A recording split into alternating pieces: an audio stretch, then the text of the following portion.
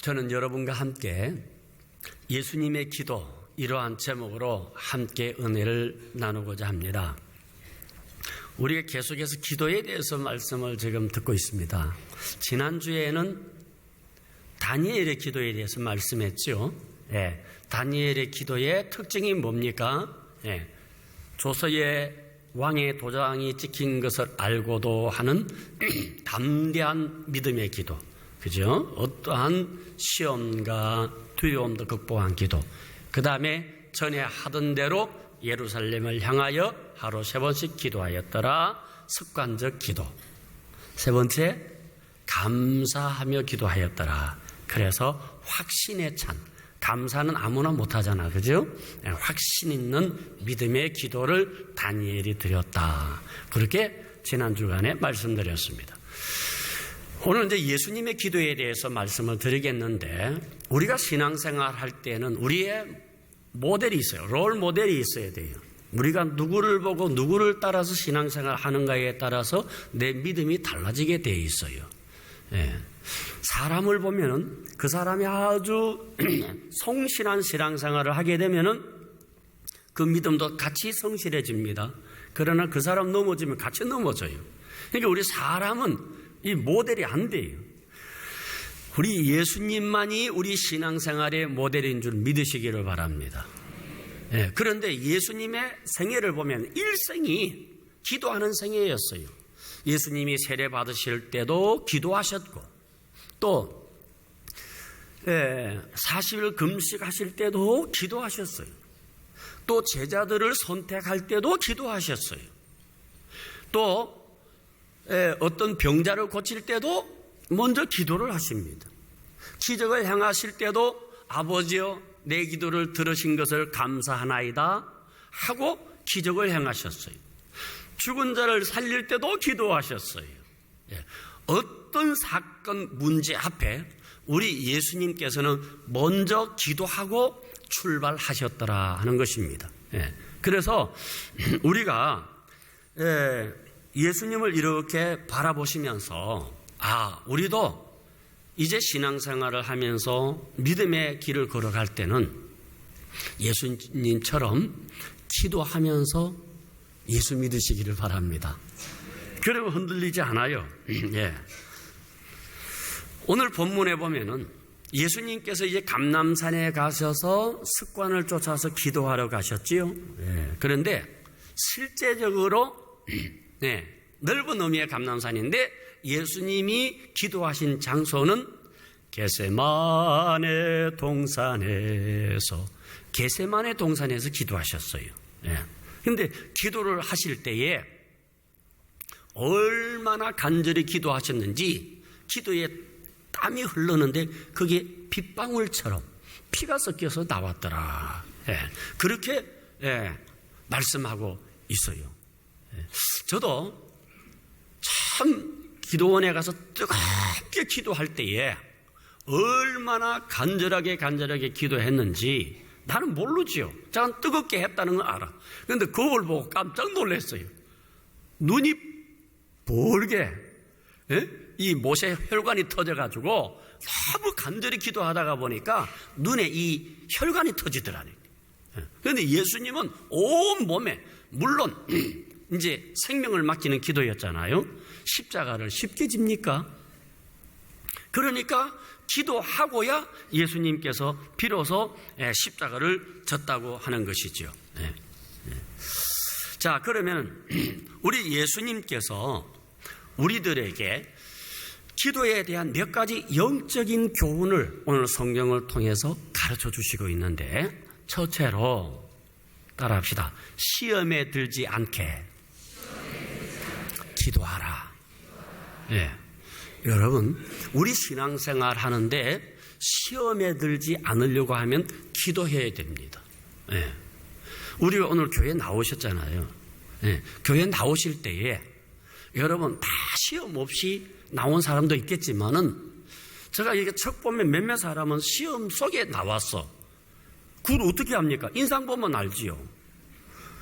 주일날 교회 나오기는 나오는데 인상이 아주 안 좋아. 막 그냥 그런 거는 뭔가 시험이 있지만은 그러나 지금 인내하면서 참고 여기 앉아 있는 거거든요. 네. 그러니까 뭐요? 신앙이 시험을 이기게 한다니까. 네. 오늘 성경에도 보면 예수님께서 돌 던진 만큼 떨어져서 기도하시는데 이렇게 말씀하셨습니다. 유혹에 빠지지 않게 기도하라. 40절입니다. 46절에 시험에 들지 않게 기도하라. 그렇게 이 말씀을 하셨다 이 말이죠. 그러면은 자, 시험에 들지 않게 우리 신앙생활의 난제 중에 난제가 시험이에요. 좀 시험 안 들고 좀 신앙생활 할 수가 없습니까? 네. 도대체 이 시험이라는 게 뭡니까? 그래서 기독교 역사에 보면은 시험에 대해서 두 가지 극단적인 방향이 있어요. 하나는 현실적으로 시험을 극복하기 위한 극한적인 방법을 선택한 수도사가 있어요. 베네딕트 수도사입니다. 이분은 시험이라고 하는 것은 인간 관계 속에 오는 것이고 세상 속에 오기 때문에 인간 관계를 끊고 세속의 욕망을 끊어버리면 시험이 없을 것이다. 그렇게 생각을 하고 수도원에 들어가서 깊은 물 없는 웅덩이 속에 들어갔어요. 네. 거기에 들어가서 소량의 음식을 이렇게 줄로서 달아내려서 그 음식을 먹고 단 한 벌의 옷을 가지고 그 속에 들어갔어요. 그리고 조금이라도 자기 마음속 악한 생각이 나면은 통곡하고 기도하고 채찍으로 자기의 몸을 때리면서 그렇게 그 토굴 속에 들어가서 시험을 이겨보려고 현실적으로 그렇게 기도했어요. 그러다가 3년 만에 나왔어요. 그리고 이런 말을 했어요. 토굴 속에도 시험이 있더라는 거예요. 토굴 속에도 시험이 있더라. 또 하나의 극단적인 방법은 종교적인 해석으로 이렇게 합니다. 예수 믿고 하나님의 영이 들어온 사람, 구원받은 사람은 시험 자체가 있을 수가 없다고 하는 극단적 성경 해석의 방법이 있어요. 결국 이 사람은 이단이 된데 조비안이라고 하는 수도사입니다. 그런데 사실 여러분 시험이 없습니까? 오늘 성경에 보면 예수님께서 시험에 들지 않게 기도하라 그렇게 말씀했단 말이에요. 근데 여러분 오늘 성경을 자세히 보세요. 40절에는 유혹에 빠지지 않게, 46절에는 시험에 들지 않게 그렇게 말씀했는데 성경 원어를 보니까 같은 단어예요. 페이라조라는 원형의 단어를 쓰고 있어요. 그러니까 유혹이라는 단어도 페이라조입니다. 시험이라고 하는 단어도 페이라조예요. 그러면은 우리 성경에 보면은 시험에 대해서 두 가지 단어가 나와요. 하나는 오늘 성경에 있는 페이라조라고 하는 원어가 있고 하나는 도키마조라고 하는 원어가 있어요. 그런데 페이라조도 번역은 시험이에요. 도키마조도 번역은 시험이에요. 시험으로 같이 단어를 쓰고 있는 거예요. 그럼 무슨 차이가 있는가? 바로 페이라조라고 하는 오늘 예수님이 말씀하신 이 시험이라고 하는 것은 어떤 시험이냐? 유혹으로 망하게 하는 시험이에요. 유혹으로 망하게. 그런데 그러면은 성경은 시험에 대해서 뭐라고 말씀하고 있느냐? 잘 들어보세요. 야고보서 1장 14절에 보면은 오직 각 사람이 시험을 받는 것은 자기 욕심에 끌려 미혹됨이니. 사람이 나 시험 들었어. 이 말은 자기 욕심에 끌렸다, 탐욕에 끌렸다는 거예요. 그런데 그 13절에 보니까 이렇게 말씀하고 있습니다. 사람이 시험을 받을 때에 내가 하나님께 시험을 받는다 하지 말지니 하나님은 악에게 시험을 받지도 아니하시고 친히 아무도 시험하지 아니하시느니라. 하나님은 시험하지 않는다는 거예요. 그러면 창세기 22장 1절에 보면은 여호와 하나님께서 아브라함을 시험하시려고 하는 단어가 나옵니다. 하나님은 시험하지 않는다고 했는데 창세기 22장 1절에 보면은 하나님께서 아브라함을 시험하시려고 아브라함을 부릅니다. 아브라함아, 너 독자 이삭을 모리아 산에서 제물로 바쳐라. 그렇게 말씀하면서 분명히 보면 시험하려고 한다 이 말이에요.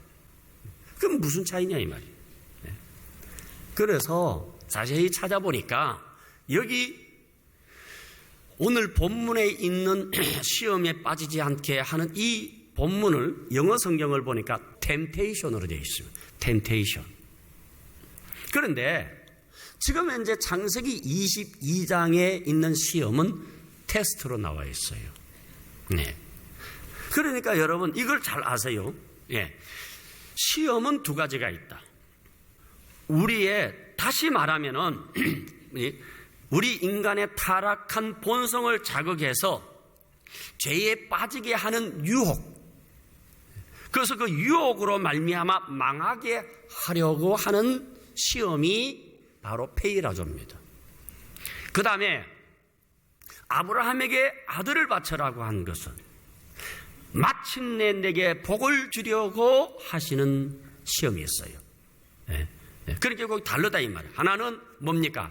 인간의 탐욕에 의해서 유혹으로 망하게 하려고, 다른 하나는 마침내 복을 주시려고.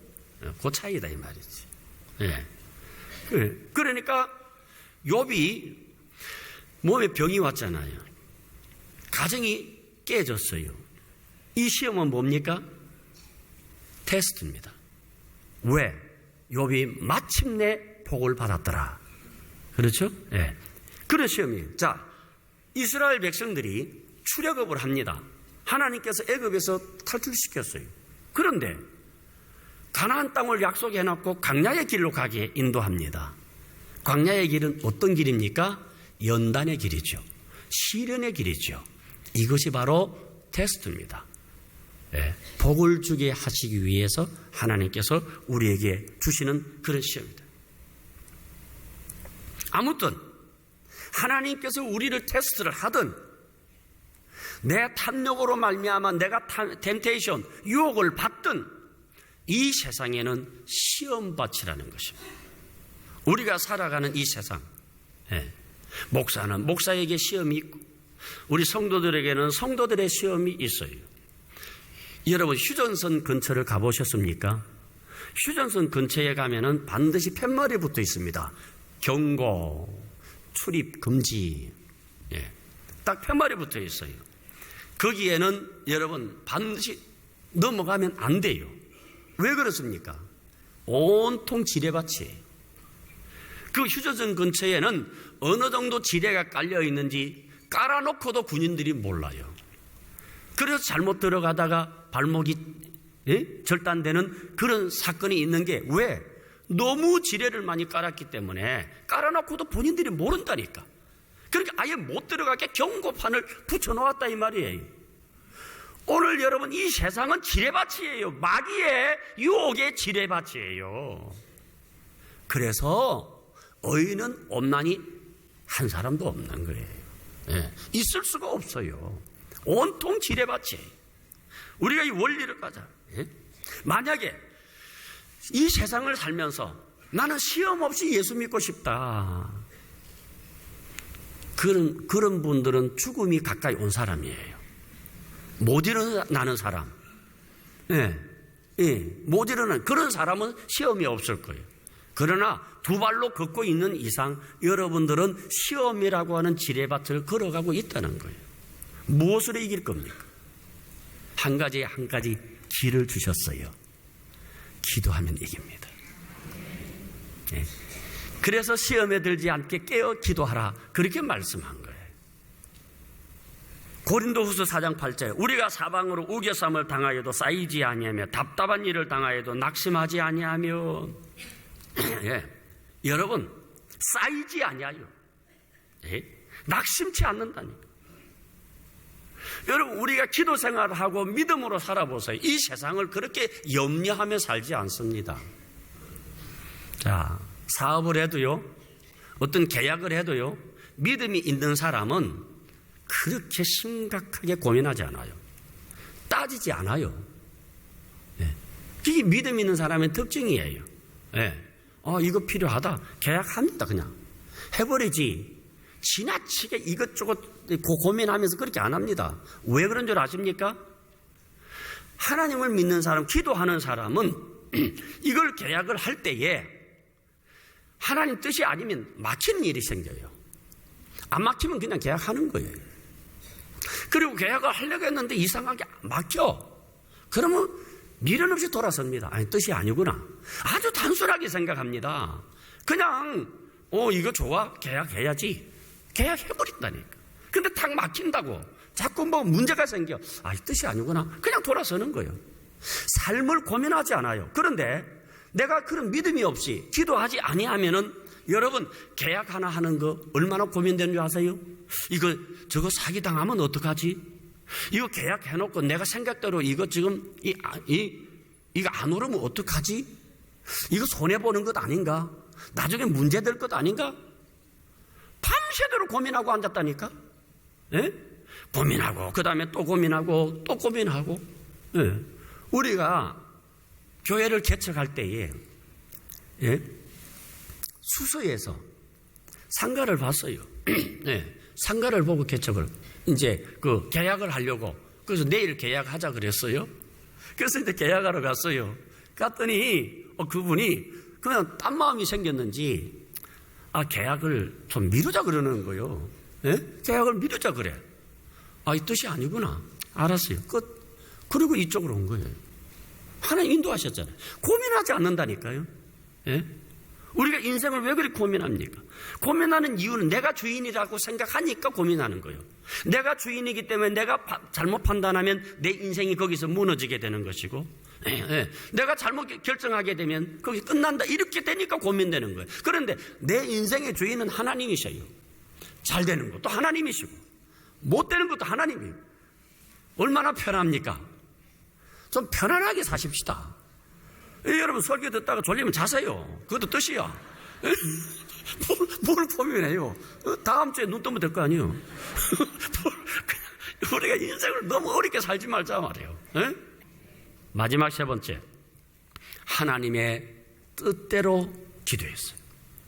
42절에 이르시되 아버지여, 만일 아버지의 뜻이거든 이 잔을 내게서 옮기시옵소서. 그러나 내 원대로 마옵시고 아버지의 원대로 되기를 원하나이다.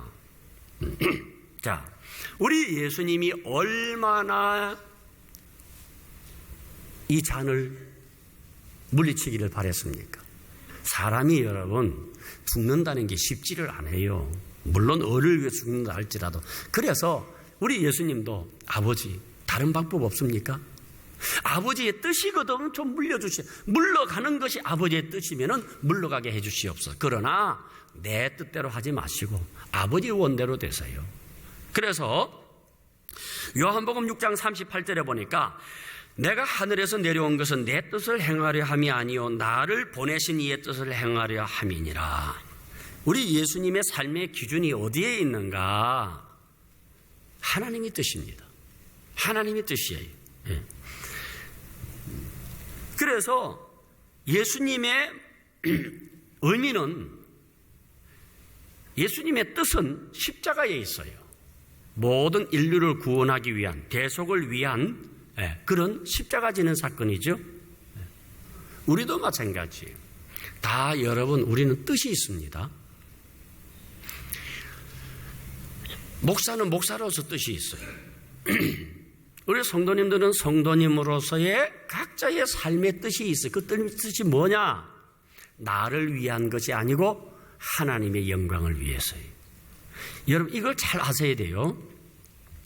우리가 예수 믿기 전에는 모든 삶의 중심이 나를 위한 거예요. 그러나 예수를 믿고 난 다음에는 이게 바뀌어져야 돼요. 하나님의 영광을 위해서입니다. 예. 이해가 되십니까? 예수 믿는다는 게 뭡니까? 내 뜻을 내려놓는다는 거예요. 교회 나오는 게 예수 믿는 게 아니에요. 예. 예. 그러니까 여러분, 하나님의 뜻이 어디 있는지 우리 예수님은 그 뜻을 찾은 거예요. 예. 그러니까 우리가 기도할 때에, 자 보세요, 잘 들으세요. 우리가 기도할 때에 하나님의 뜻을 찾아 기도해야 됩니다. 만약에 하나님의 뜻을 모르고 여러분 기도하게 되면은, 하나님의 뜻을 알지 못하고 기도하게 되면은 어떤 형태인가? 옷을 걸 때에, 옷을 벗어서 걸 때에 못을 치고 그 못 위에다가 옷을 걸어야 되는데 못이 없이 옷을 거는 것과 같아. 그럼 옷이 안 걸리죠. 주룩주룩 떨어지죠. 마찬가지로 여러분, 우리가 여러분 하나님의 뜻을 알고 기도해야 되는 거예요. 그러면 하나님의 뜻을 모르고 하는 기도는 어떤 기도인가? 이것은 소원지향적 기도입니다. 따라합시다. 소원지향적 기도.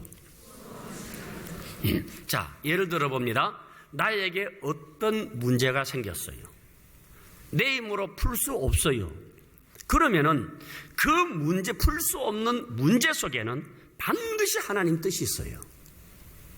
그 하나님의 뜻이 무엇인가를 찾아야 돼요. 그거 안 찾고 무조건 여러분 이거 해결해 주세요, 고쳐주세요, 이거 풀어주세요, 잘되게 해주세요, 못 없이 옷을 거는 것과 같다 이 말이에요. 예, 그 뜻을 모르고 그렇게 하면. 예, 그러니까 여러분, 우리가 어떤 사업에 문제가 있든 내 건강에 문제가 있든 자녀의 문제가 어떤 문제가 있든지 반드시 그 속에는 하나님 뜻이 있습니다. 그 뜻을 찾아내야 돼. 그거 모르고 그 문제만을 풀기 위해서 도와주세요, 풀어주세요, 복주세요 하면은 이런 기도를 가르쳐서 샤머니스틱 크리스찬이라 그래요. 무속적 기독교인이라 그런 거예요. 그러니까 이것은 여러분 하나님의 세계에서는 좀 이런 기도는 여러분 조금 우리가 고민 좀 해봐야 돼요. 잘 해결이 안 된다 이 말이에요. 그런데 이게 왜 심각하냐? 이런 소원지향적 기도는 여러분 어떻게 해요?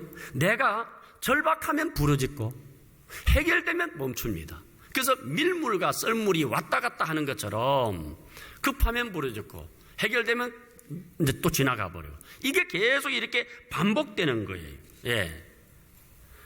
그러니까 여러분, 기도라고 하는 것은 내 뜻을 간철시키는 것이 아니라 뭡니까? 내가 과연 하나님 앞에 서 있느냐, 이런 부분에 대해서 여러분 고민해 보시기를 바랍니다. 만약에 내가 하나님 앞에 서서 부르짖는 기도가 아니라면은 그 기도는 여러분 대단히 잘못된 기도일 수가 있어요. 좋은 대화가 뭐죠? 우리 대화 많이 하잖아요. 대화의 가장 좋은 대화는 경청이에요. 들어주는 거예요. 그렇죠? 그러면 기도라고 하는 것은 하나님과 우리 관계 속에 뭐예요? 커뮤니케이션이에요. 사귐이다 이 말이에요. 그러니까 하나님과 사귐이라는 게 뭡니까? 이 말은 듣고 말하기입니다. 그렇죠? 내가 하나님 앞에 이렇게 말하면은 또 하나님이 내게 말하는 거예요. 이 사귐이다. 이 기도가 사귐이에요. 그 내가 말하는 것으로서 끝나는 것이 아니라 들을 줄 알아야 돼요. 하나님의 뜻을. 자, 여러 자녀들 키우지요. 철이 안 든 자녀들은 어떻습니까? 이제 저들 갓된 아이들은 엄마 보고 뭐라 그래? 엄마 저거 줘, 이것 줘, 이것 달라 그래. 그럼 엄마가 그 아이의 이 얘기를 들어줘요. 그러면 아이들이 고맙습니다 합니까? 몰라요. 모른다고. 근데 이 아이가 나이가 점점 들면 어느 날 이렇게 툭 주면 엄마 고마워 인사한다고. 이게 뭐요? 철이 들었다는 거야. 그렇죠? 그러니까 우리 기도도 마찬가지다 이 말이에요. 우리 기도도 반드시 하나님의 뜻이 뭔가를 고민할 줄 알아야 돼요. 무조건 내 기도를 들어주세요, 그게 아니다 이 말이에요. 내 소원만 열심히 그냥 장황하게 늘어놓는 것이 기도가 아니라 하나님의 소리도 들을 줄 알아야 되는 거예요. 노벨 문학상을 받은 소련의 솔제니친이 있죠. 감옥에 들어갔어요. 그 감옥에 들어갔는데 매일같이 솔제니츠는 하나님 앞 기도했어요. 그러니까 그 갔던 동료가 그랬어요. 기도한다고 되냐 이거예요.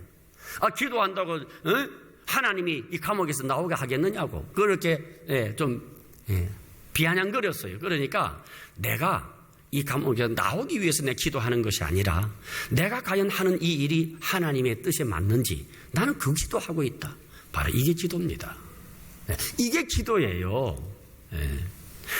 여러분, 그러니까 진정 하나님의 뜻을 구하는 기도가 이 성숙한 기도고 이것이 하나님이 기뻐하시는 기도예요. 자, 그래서 마지막입니다. 내 건강을 위해서 기도합니다. 사업을 위해서 기도합니다.